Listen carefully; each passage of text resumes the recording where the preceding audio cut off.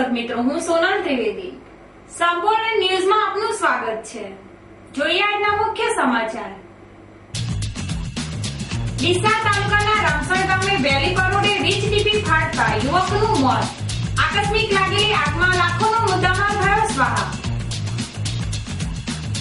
પાલનપુરની સો મિલમાં લાગેલી ભીષણ આગ ઉપર કાબુ મેળવાયો. સવારે શોર્ટ સર્કિટથી લાગેલી આગમાં 20 લાખ ઉપરાંતનું થયું નુકસાન. તિલવાડા પશુ મેળામાંથી કતલખાને લઈ જવાતા પશુધનને લેવાયું બચાવી. 1190 ગૌવંશને ડીસા રાજપુર પાંજરાપોળમાં અપાયો આશ્રય. પાલનપુરના લક્ષ્મીપુરા ગામે કૃષિ મહોત્સવનો થયો ફિયાસ્કો. પંચાયત સત્તાધીશોની લાપરવાહીના કારણે કૃષિ મહોત્સવને સાંપડી નિષ્ફળતા.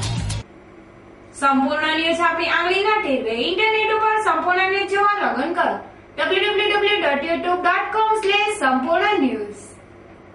જોઈએ સમાચારો વિગતવાર. બનાસકાંઠામાં આજે વહેલી પરોઢે જાણે અગ્નિદેવ કોપાયમાન થયા હોય તેમ જિલ્લામાં બે જુદા જુદા આગના બનાવ સર્જાયા હતા. જેમાં પાલનપુર ખાતે 100 મિલમાં લાગેલી આગમાં લાખોનો માલ સ્વાહા થયો હતો, તો ડીસા તાલુકાના રામસણ ગામે વીજ ડીપી ફાટતા લાગેલી આગમાં ટ્રેક્ટર મકાન બળી જવાની સાથે એક 30 વર્ષીય યુવકનું પણ દાઝી જવાના કારણે મોત નીપજ્યું હતું, જેને લઈ સમગ્ર પંથકમાં ભારે શોક છવાયો હતો. જોકે આ વીજ દુર્ઘટનાના પગલે તંત્રને જાણ થતા વીજકર્મીઓ સાથે વહીવટી તંત્રની ટીમ તાબડતોડ ઘટના સ્થળે દોડી આવી હતી. ડીસા તાલુકાના રામસણ ગામના ખેડૂત નેમાજી ઠાકોરના ખેતરમાં આવેલી વીજ ડીપીમાં આજે વહેલી સવારે અચાનક વીજ શોર્ટ સર્કિટ થતા આગ ભભૂકી ઉઠી હતી. જોતજોતામાં આગે વિકરાળ સ્વરૂપ ધારણ કરતા ધડાકાભેર વીજ ડીપી ફાટી હતી, જેને લઈને આગના તણખા બાજુમાં આવેલ નેમાજીના મકાન ઉપર ટ્રેક્ટર ઉપર પડ્યા હતા, જેને લઈ સમગ્ર વિસ્તાર આગમાં લપેટાયો હતો. જોકે આ દુર્ઘટનામાં નેમાજી ઠાકોરનો 30 વર્ષીય પુત્ર નારણભાઈ ઠાકોર આગમાં લપેટાતા તે ગંભીર રીતે દાઝી જતા તેનું કરુણ મોત નીપજ્યું હતું. જ્યારે બનાવના પગલે પરિવારજનોએ બૂમાબૂમ કરતા આજુબાજુના ખેતરોમાં લોકો દોડી આવ્યા હતા અને આગ ઉપર કાબુ મેળવવા સતત પાણીનો મારો ચલાવ્યો હતો. જોકે વહેલી પરોઢે લાગેલી આગ ટ્રેક્ટર, ઘર વપરાશનો માલ સામાન સાથે ખેડૂત પુત્રને પણ ભરખી ગઈ હતી. જોકે ઘટનાની જાણ સ્થાનિકો દ્વારા તંત્રને કરાવતા તંત્ર દોડતું થયું હતું અને ઝેરડા વીજ તંત્રની ટીમ તાબડતોડ ઘટના સ્થળે દોડી આવી તપાસ હાથ ધરી હતી. તો બીજી તરફ આગથાળા પોલીસ પણ બનાવના પગલે ઘટના સ્થળે દોડી આવી હતી, જ્યાં મૃતકની લાશનું પંચનામું કરી લાશને પીએમ અર્થે મોકલવાની તજવીજ હાથ ધરી હતી. આમ રામસણમાં વહેલી પરોઢે વીજ ડીપી ફાટતા લાગેલી આગમાં યુવકનું મોત નીપજતા સમગ્ર પંથકમાં શોક છવાયો હતો. રણ પ્રદેશ ધરાવતા બનાસકાંઠામાં હાલની ઉનાળાની ઋતુમાં ગરમી રીતસરનો કહેર વર્તાવી રહી છે, જેને લઈને લોકો ભારે ત્રાહિમામ પોકારી રહ્યા છે. જોકે બપોરના સમયે સૂર્યનારાયણ જાણે કોપાયમાન બનતા હોય તેમ આકાશમાંથી અગનવર્ષા શરૂ થાય છે અને તેની માઠી અસર જનજીવનની સાથે પશુ પંખીઓ પર વર્તાવા લાગે છે. ત્યારે કાળઝાળ ગરમીથી બચવા માટે લોકો અવનવા અખતરા કરી ગરમીથી આંશિક રાહત મેળવવામાં તમામ પ્રયત્નો કરે છે. જેમાં ગ્રામીણ વિસ્તારના યુવાનો અને ટાબરિયાઓ તો હોજવાડા અને પાણી ભરેલા સ્થળો ઉપર છપછપિયા લગાવી ગરમીથી બચવા પાણીમાં ભૂસકો લગાવવામાં અનેરો આનંદ માણે છે. જોકે કાળઝાળ ગરમીમાં પાણીમાં ભૂસકો લગાવનાર આ લોકોને તો જાણે ગરમીની કઈ પરવા જ ન હોય તેની પ્રતીતિ થાય છે. તો બીજી બાજુ શહેરી પ્રજા ગરમીથી બચવા વીજ ઉપકરણોની સાથે નજીકના વોટર પાર્કોનો સહારો પણ લઈ રહી છે. વડગામના નળાસર ગામે બુધવારની સાંજના સુમારે યુવતીની છેડતી બાબતે બે જૂથ સામસામે આવી જતા પાઇપ અને ધોકાઓ વડે હુમલો થતા બે શખ્સોને માથાના ભાગે ગંભીર ઈજા થતા તાત્કાલિક સારવાર માટે પાલનપુર ખસેડવામાં આવ્યા હતા.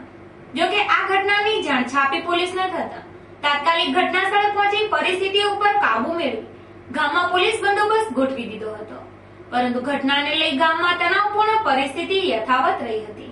નળાસર ગામે બુધવારે સાંજના સુમારે ભીખીબેન રણજીતસિંહ હડિયોલ પોતાની દીકરી સાથે ગામમાં આવેલ દૂધ ડેરીમાં દૂધ ભરાવી પરત ફરતી વખતે યુવતીની માતા શાકભાજી લેવા એક કેબિનમાં ગયા હતા. તે દરમિયાન ગામના બે યુવકો યુવતીનો હાથ પકડી લીધો હતો. આ સમગ્ર બાબત યુવતીની માતા જોઈ જતા બૂમાબૂમ કરતા ટોળા એકત્રિત થઈ ગયા હતા અને પટેલ તેમજ દરબાર સમુદાયના લોકો પાઇપો તેમજ ધોકાઓ વડે સામસામે પ્રહાર કરવા આવ્યા હતા. આ ઘટના દરમિયાન વિશાલ દિનેશભાઈ પટેલ અને કૌશિક કેસરભાઈ પટેલને માથામાં ઈજાઓ પહોંચતા પાલનપુર સારવાર દાખલ કરવામાં આવ્યા હતા. આ બાબતે ભીખીબેન રણજીતસિંહ હરિયોલ યુવતીની છેડતી તેમજ 2 તોલાની સોનાની ચેનની લૂંટની ફરિયાદ 5 શખ્સો સામે નોંધાવવામાં આવી હતી. જ્યારે સામા પક્ષે દિનેશભાઈ ઘેમરભાઈ ભૂતડિયાએ 15 શખ્સો સામે લૂંટ અને મારામારીની ફરિયાદ નોંધાવી હતી. આ સમગ્ર ઘટનાને લઈ ગામમાં તંગદિલી પ્રસરી ગયેલ છે, જેને લઈ ગામમાં સખ્ત પોલીસ બંદોબસ્ત ગોઠવવામાં આવ્યો છે. આ ઘટનાની તપાસ ડીવાયએસપી એસએમ પરમાર અને પીએસઆઈ વાયએમ બેહલીમ ચલાવી રહ્યા છે. પાલનપુરના કોજી પાછળ જીઆઈડીસી માર્ગ ઉપરની એક સો મિલમાં આજે વહેલી પરોઢે ભીષણ આગ લાગી હતી, જેમાં લાખોનો મુદ્દામાલ બળીને રાખ થયો હતો. જોકે આગ લાગવાના બનાવનું ચોક્કસ કારણ જાણી શકાયું નથી. આજે વહેલી પરોઢે 5:15 વાગ્યાના સમયે આ દુર્ઘટના સર્જાઈ હતી. જીઆઈડીસી જવાના માર્ગ ઉપર ન્યાયાધીશના બંગલા સામે આવેલી પ્રભાત સો મિલમાં અચાનક આગ ભભૂકી ઉઠી હતી. જોકે આગની જ્વાળાઓ જોતજોતામાં ભભૂકી ઉઠતા સો મિલમાં સૂઈ રહેલા 2 મજૂરો જાગી ઉઠ્યા હતા અને આગના બનાવ અંગે સો મિલના માલિક પ્રેમજીભાઈ નાનજીભાઈ પટેલને જાણ કરી હતી. જોકે સો મિલના માલિક ઘટના સ્થળે આવે તે પહેલા જ આગે વિકરાળ સ્વરૂપ ધારણ કરી લીધું હતું, જેને લઈ આ વિસ્તારમાં વહેલી પરોઢે ભીષણ આગની જ્વાળાઓ અને કાળા ડિબાંગ વાદળો છવાયા હતા, જેને લઈ આ વિસ્તારમાં ભારે હલચલ મચી જવા પામી હતી. જોકે આ ભીષણ આગ કોઈ મોટી દુર્ઘટનાને અંજામ આપે તે પહેલા ફાયર વિભાગને જાણ કરવામાં આવી હતી, જેના પગલે પાલિકાનું ફાયર ફાઈટર તાબડતોડ ઘટના સ્થળે દોડી આવ્યું હતું, જ્યાં વિકરાળ આગ ઉપર પાણીનો જોરદાર મારો ચલાવી 2 કલાકની ભારે જહેમતના અંતે આગ ઉપર મહામુસીબતે કાબુ મેળવ્યો હતો. જોકે આ બનાવ આગના 100 મિલ નજીક આવેલ જાંગીર હાર્ડવેરમાં પણ આગ ફેલાતા ત્યાં પણ ભારે નુકસાન થયું હતું. વહેલી પરોઢે આકસ્મિક રીતે લાગેલી ભીષણ આગમાં 100 મિલમાં રહે સામગ્રી પ્લાયવુડ સાથે લાકડા બળીને ખાક થતા આશરે 20 લાખ ઉપરાંતનું નુકસાન થયું હોવાનું 100 મિલ માલિક પ્રેમજીભાઈ પટેલે જણાવ્યું હતું. અમારે શ્રી પ્રભાત સો મિલમાં આજે સવારે 5 વાગે આગ લાગી એવું અમને કહેવામાં જે આવી ફોન આવ્યો અમારા પર, અને અમે જ્યારે સવારે 7 વાગે પીટી ઉપર આવ્યા ત્યારે 6 કે 7 વાગે જેવા આવ્યા છો, અને ત્યારે જુઓ તો આગળ જળવામાં આખી સો મિલ લપેટમાં આવી ગયેલી, અને ત્યાં જોયું તો બધો પ્લાયવુડ અને લાકડાનો માલ તો છે એ બળીને ખાક થઈ ગયેલું છે, અને અમને લગભગ 20 થી 25 લાખનું જેવું નુકસાન એવો અંદાજ છે. કેમ આગ લાગી એનું કોઈ કારણ જાણવા મળી નથી ગયું, કારણ કે સવારે રાતનું આગ કદાચ હોય. અને આ વહેલી પરોઢે પાલનપુરની પ્રભાત સો મિલમાં આગ લાગતા સો મિલના માલિકને આ દુર્ઘટનામાં 20 લાખ ઉપરાંતના નુકસાન વેઠવાની ફરજ પડી છે. પાડોશી રાજ્ય રાજસ્થાનના બાડમેર જિલ્લાના તિલવાડા ખાતે ભરાયેલ એક પશુ મેળામાંથી અંદાજિત 1190 અબોલ પશુ, બળદ અને આખલા કસાઈઓના હાથે કતલખાને લઈ જતા બચાવેલ હોવાનો કિસ્સો પ્રકાશમાં આવેલ છે. આ તમામ પશુઓ અંદાજિત 14 દિવસની સડક માર્ગની યાત્રા બાદ ડીસાની રાજપુર પાંજરાપોળ ખાતે લવાયેલ છે, જેમાં ડીસાના જીવદયા માટે રાજ્ય સરકાર દ્વારા પારિતોષિક ભરતભાઈ કોઠારી, ગૌસેવક સાકાભાઈ રબારી, બહેરાભાઈ માળી, પરેશભાઈ પંચાલ તેમજ અનેક જીવદયા પ્રેમીઓ જોડાયા હતા, જેઓએ રાજસ્થાન રાજ્યના બાડમેર જિલ્લાના બાલોતરા તાલુકાના તિલવાડા ગામે પહોંચી પશુ મેળાની જાત માહિતી મેળવી હતી, જેમાં ચોંકાવનારી એવી હકીકત બહાર આવેલ કે પશુ મેળામાં કસાઈઓ પણ હાજર હતા, જેઓએ કોઈ કારણસર ન વેચાયેલા અંદાજે 1190 અબોલ પશુ કુમળી વયના વાછરડા ખરીદ્યા હતા અને કતલખાને લઈ જતા હતા. જ્યારે ચોંકાવનારી હકીકત બહાર આવતા જીવદયા પ્રેમીઓએ અલગ રાજ્ય અને અલગ માહોલમાં પણ પોતાના જીવના જોખમે આ અબોલ વાછરડા કસાઈઓના હાથે કતલખાને લઈ જતા બચાવેલ છે. રાજસ્થાનમાં ઘૂસી જીવના જોખમે વિપરીત પરિસ્થિતિમાં 1190 અબોલ પશુ બચાવનારા જીવદયા પ્રેમીઓની આ કામગીરી પ્રશંસનીય અને એક મોટી સફળતા કહી શકાય. વડગામ તાલુકાના એદરાણા ગામે તારીખ 1/6/2014 ને રવિવારના રોજ ગુરુ બ્રહ્મ સમાજનો મહાકુંભ યોજાવાનો છે. ગામના શિક્ષણ પ્રેમી અરવિંદભાઈ ચોરાસિયા અને સમસ્ત ચોરાસિયા પરિવાર દ્વારા માતૃપિતૃ રણોત્સવ યોજવામાં આવી રહ્યો છે. આ નિમિત્તે અખિલ ગુજરાત ગુરુ બ્રાહ્મણ સમાજનો દર્શન સમારોહ યોજાશે. બનાસકાંઠા જિલ્લામાં સૌપ્રથમવાર યોજાનાર રાજ્ય કક્ષાના ગુરુ બ્રાહ્મણ સમાજના દર્શન સમારોહ ગામની સરસ્વતી વિદ્યાલય ખાતે યોજાશે. જે સમારોહ રાજ્ય સરકારના આરોગ્ય પરિવાર અને કલ્યાણ મંત્રી શંકરભાઈ ચૌધરીના અધ્યક્ષસ્થાને યોજાશે. જેનું ઉદ્ઘાટન સાંસદ હરિભાઈ ચૌધરી કરશે, જેમાં રાજકીય આગેવાનો અને ગુજરાતભરમાંથી ગુરુ બ્રાહ્મણ સમાજના આગેવાનો અને જ્ઞાતિબંધુઓ વિશાળ સંખ્યામાં ઉપસ્થિત રહેશે.